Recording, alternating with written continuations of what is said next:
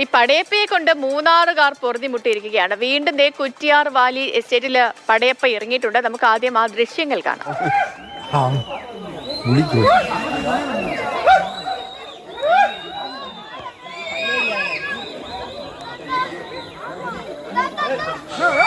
Light focus light கொஞ்சம் help பண்ணுங்க.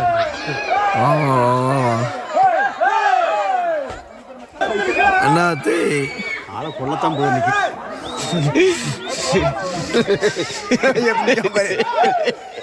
Rajini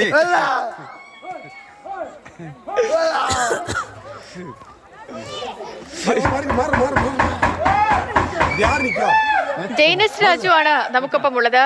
Jain, good morning. ഈ പടയപ്പയെ കൊണ്ട് ഒരു രക്ഷയില്ലല്ലോ, എല്ലാ ദിവസവും പടയപ്പ ഇറങ്ങുന്നുണ്ട്. എനിക്ക് തോന്നുന്നു കഴിഞ്ഞ കുറച്ച് ദിവസമായിട്ട് ആള് വലിയ ശല്യമൊന്നും ഉണ്ടാക്കിയില്ല. അതെ, വീണ്ടും ജനവാസ മേഖലയിലൊക്കെ ഇറങ്ങിയിട്ടുണ്ട്. എന്തെങ്കിലുമൊക്കെ കുഴപ്പങ്ങൾ സൃഷ്ടിച്ചിട്ടുണ്ടോ, അതോ ശാന്തനായി തന്നെ നിൽക്കുകയാണോ, കാട് കയറിയോ, എന്താണ് അവസ്ഥ?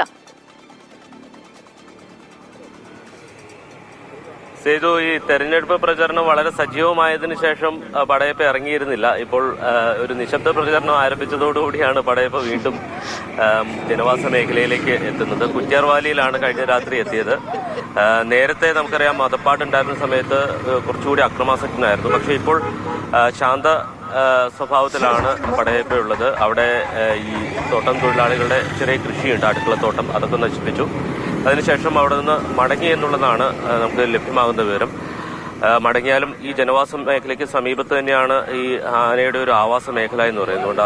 അതുകൊണ്ട് തന്നെ ഏത് സമയത്തും ജനവാസ മേഖലയിൽ എത്തുകയും മടങ്ങി പോവുകയും ചെയ്യുന്ന ഒരു കാട്ടാനയാണ് പടയപ്പ.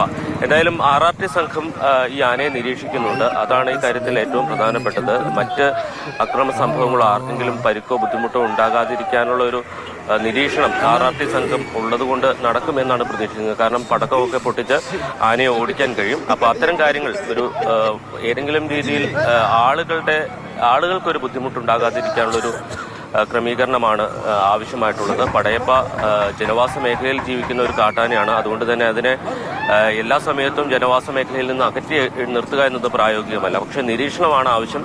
ആ നിരീക്ഷണം നടക്കുന്നുണ്ടെന്നാണ് നമ്മൾ കരുതുന്നത്. എന്തായാലും RRT സംഘം ആ സ്ഥലത്ത് എത്തിയിട്ടുണ്ട്.